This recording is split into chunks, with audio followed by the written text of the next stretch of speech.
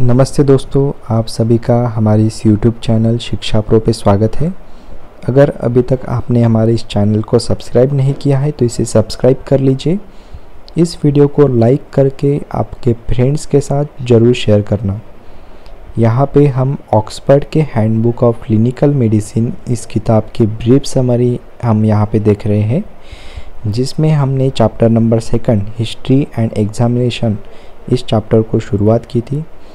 इस chapter number 2 का part number 4 है, जिसमें हम सिम्टम्स के बारे में बेसिक से लेकर एडवांस लेवल तक की पूरी जानकारी लेने वाले हैं।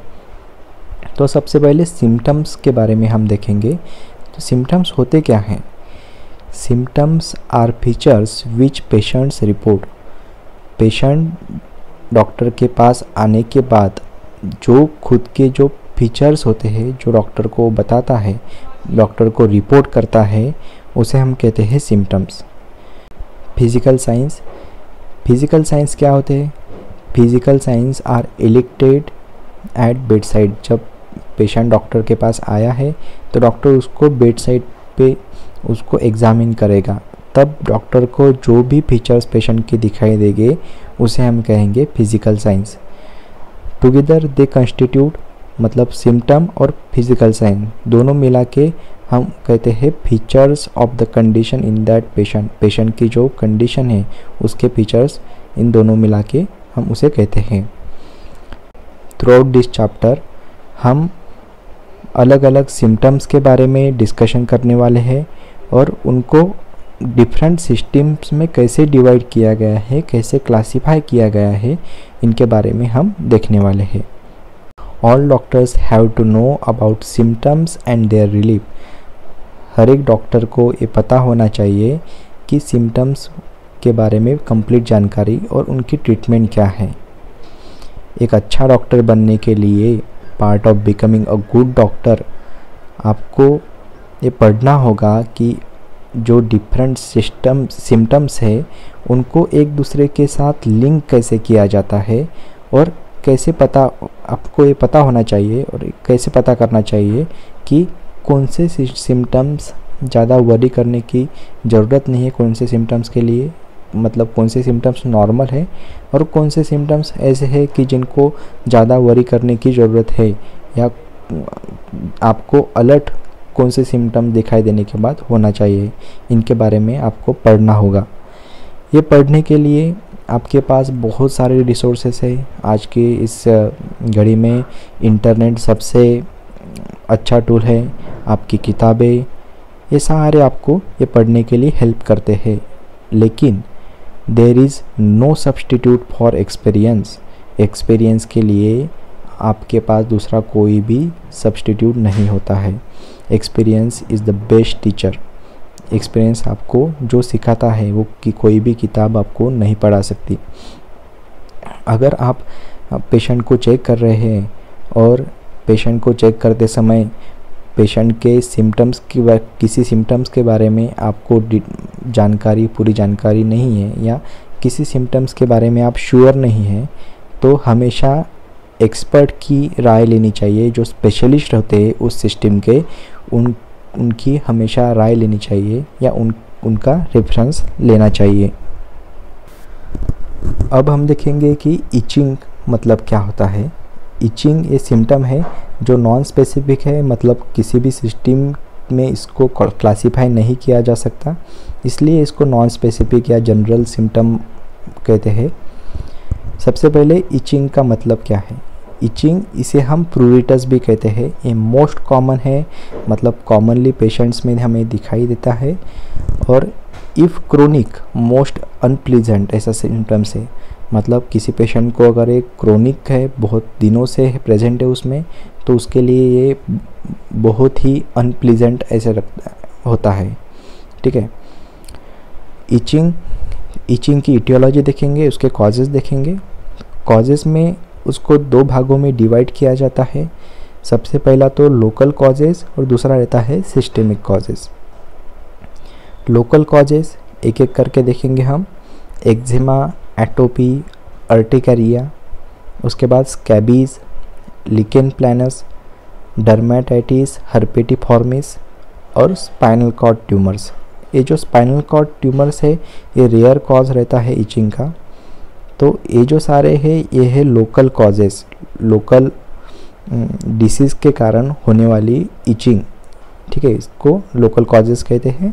और सिस्टेमिक कॉजेस, सिस्टेमिक कॉजेस का मतलब क्या होता है कि किसी डिसीज़, ऐसा डिसीज़ है जो किसी सिस्टम से रिलेटेड है तो उसे हम कहते हैं सिस्टेमिक कॉजेस।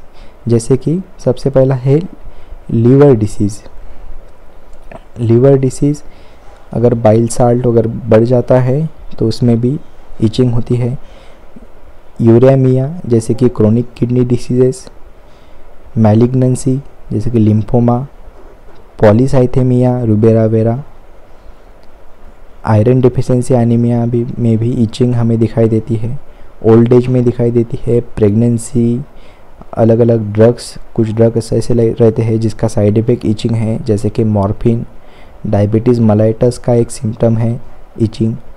थायराइड डिसीज़ में भी इचिंग होती है और HIV इन्फेक्शन। ये जो सारे हैं ये है सिस्टेमिक कॉजेज़, ठीक है, सिस्टेमिक कॉजेज़ में ये इंक्लूड होते हैं। अब हम इसके लिए कौन से इन्वेस्टिगेशन करेंगे, जांच कौन सी करेंगे ये भी देख लेते हैं। FBC जिसे हम CBC कहते हैं, कंप्लीट ब्लड काउंट।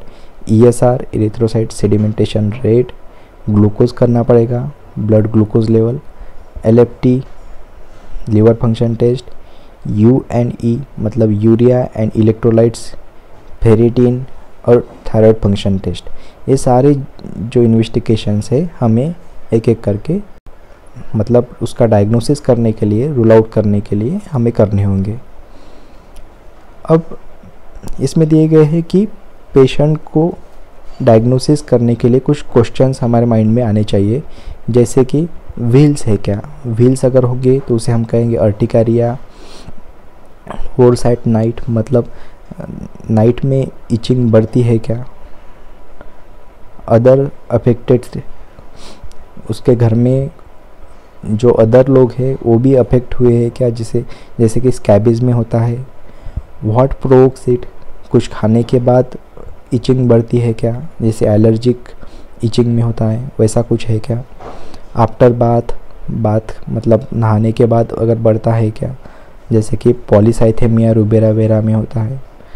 एक्सपोजर, किसी चीज़ को एक्सपोज होने के बाद अगर बढ़ती है, जैसे कि एनिमल्स को एक्सपोज होने के बाद अगर बढ़ती है, जैसे कि एटोपी में होता है। फाइबर ग्लास को एक्सपोज होने के बाद अगर इचिंग बढ़ती है, जैसे कि इरिटेंट एक्जिमा जिसमें होता है। तो ऐसे ऐसे सारे क्वेश्चन माइंड में हमें डिफरेंशिएट करने के लिए, डिफरेंशियल डायग्नोसिस तक आने के लिए करने होंगे। अब लोकल कॉजेस, स्कैबीज में burrows in the finger webs, जो फिंगर के वेब्स होते हैं वहाँ पे ब्यूरोज आ जाते हैं।